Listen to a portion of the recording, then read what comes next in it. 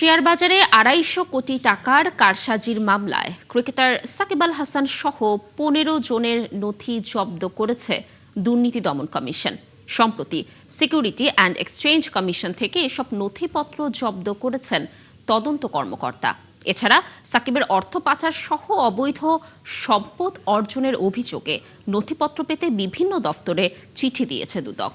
বিস্তারিত ইমতিয়াজ সনির প্রতিবেদনে। Shakib on 99. To three figures he goes. Wonderful innings. একসময়ে দুর্নীতি দমন কমিশনের দুর্নীতি বিরোধী শুভেচ্ছাদূত ছিলেন বিশ্বসেরা অলরাউন্ডার সাকিব আল হাসান। সময়ের ব্যবধানে এখন তার বিরুদ্ধে দুর্নীতির অনুসন্ধানে দুদক।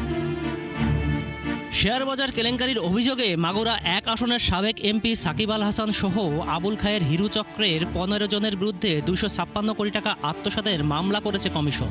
এর মধ্যে সাকিবের বিরুদ্ধে সরাসরি ২,৯৫ লাখ টাকা আত্মসাতের অভিযোগ আনা হয়েছে।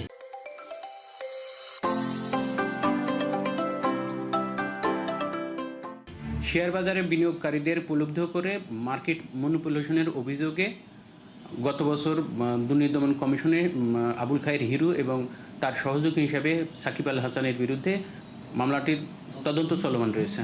অভিযোগ তদন্তে দুদকের পক্ষে গঠন করা হয়েছে committee. Security and exchange commission সহ বিভিন্ন প্রতিষ্ঠানে অভিযুক্ত ১৫ জনের তথ্য চেয়ে চিঠি পাঠিয়েছে তারা। সিকিউরিটি এক্সচেঞ্জ বলেন কিংবা সংশ্লিষ্ট যেখানে তদন্তের প্রয়োজনে যেখানে চিঠিপত্র দেওয়ার দরকার তদন্ত কর্মকর্তারা চিঠিপত্র প্রেরণ করেছেন। তদন্ত পর্যায়ে যেসব তথ্য পাবেন তার প্রেক্ষিতে প্রতিবেদন দাখিল করবেন।